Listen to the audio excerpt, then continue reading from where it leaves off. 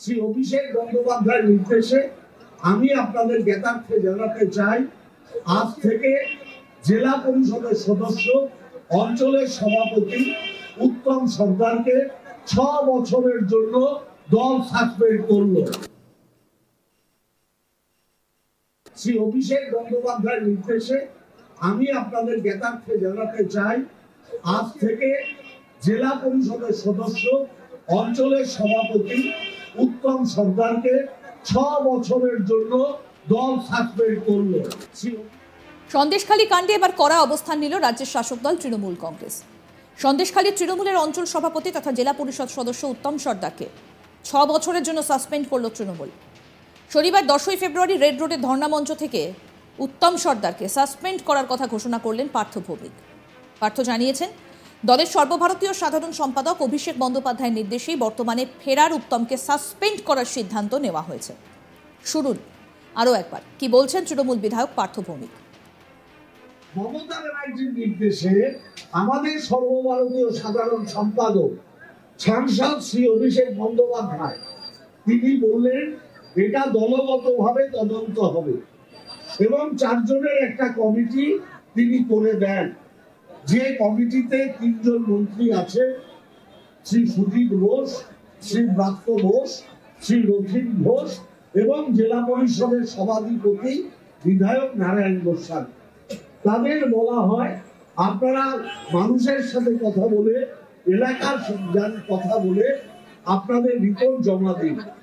আজকে 12টায় তারা রিপোর্ট জমা দেয় এবং আজকে এখানে আমি দলীয় নেতাদের নির্দেশে সর্বভারতীয় সাধারণ সম্পাদক শ্রী অভিষেক বন্দ্যোপাধ্যায়ের নির্দেশে আমি আপনাদের জ্ঞাতার্থে জানাতে চাই, আজ থেকে জেলা পরিষদের সদস্য অঞ্চলের সভাপতি উত্তম সর্দারকে 6 বছরের জন্য দল সাসপেন্ড করলো।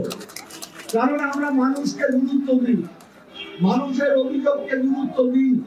আমরা ক্ষমতায় আছি বলে আমরা মানুষকে গুরুত্ব দেব না, এটা হতে পারে না।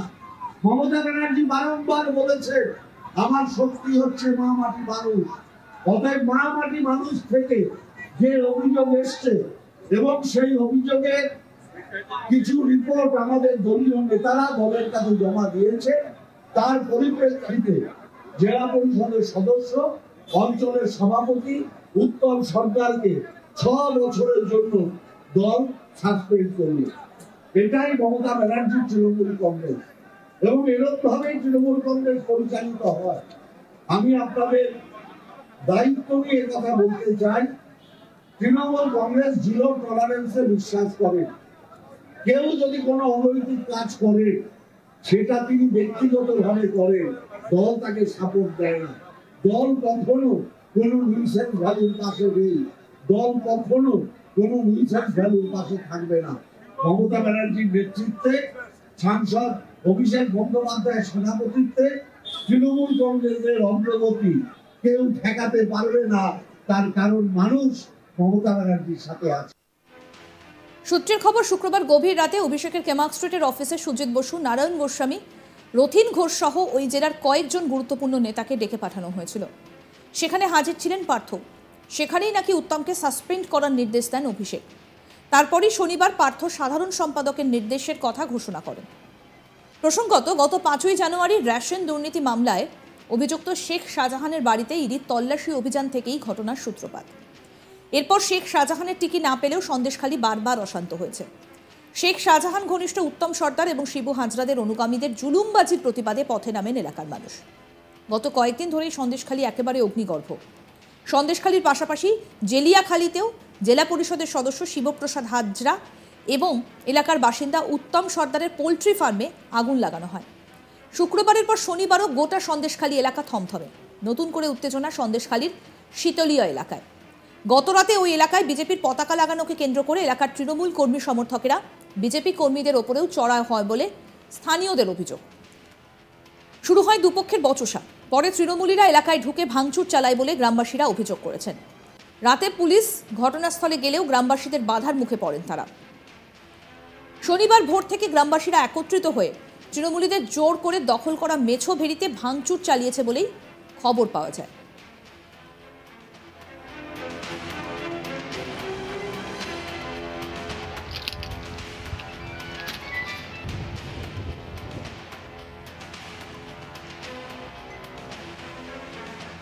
আমাদের প্রতিনিধি তপন মণ্ডল কি প্রতিবেদন তুলে ধরলেন, আসুন শুনি।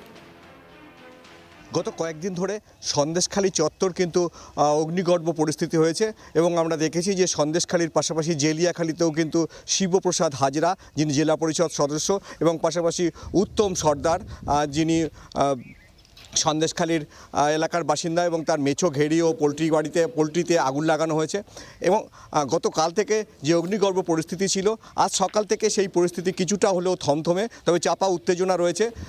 এলাকায় 144 ধারা জারি হয়েছে বলে আমরা জানতে পেরেছি। পাশাপাশি নতুন করে উত্তেজনা ছড়িয়েছে সন্দেশখালীর শীতলিয়া এলাকায়। সেখানে গতকাল সন্ধ্যার সময় কিছু বিজেপি কর্মী সমর্থক তারা এলাকায় পতাকা লাগাচ্ছিল, এবং সেই পতাকা যখন লাগাচ্ছিল তখন এলাকার তৃণমূল কর্মীরা বাধা দেয়, এবং এই নিয়েই কিন্তু দুই পক্ষের বচসা শুরু হয়। এবং বচসার পর যে ঘটনার ঘরে রাতের দিকে কিছু তৃণমূল কর্মী সমর্থক বিজেপি কর্মীদের বাড়িঘরদোর ভাঙচুর করে বলে এলাকার বাসিন্দাদের অভিযোগ, এবং তারপর সেখানে বিরাট পুলিশ বাহিনী ঘটনাস্থলে পৌঁছায়। পুলিশ গিয়ে পরিস্থিতি নিয়ন্ত্রণে আনলেও বিজেপি নেতাকর্মীদের বিক্ষোভের মুখে পড়ে এলাকার যে পুলিশ কর্মীরা পৌঁছেছিলেন সেই পুলিশ কর্মীরা। এবং তারপর যেটা হয় সেটা হচ্ছে যে পুলিশ কর্মীরা পিছু হটলে আজ ভোরের দিকে এলাকার বাসিন্দারা একত্রিত হয়ে যে মেছো ঘেরিগুলো তৃণমূল নেতারা জোর করে দখল করেছিল, সেই যে মেছো ঘেরি, সেই ঘেরিগুলোতে কিন্তু ভাঙচুর চালিয়েছে বলে আমরা গ্রামবাসীদের বা স্থানীয় সূত্রে জানতে পেরেছি।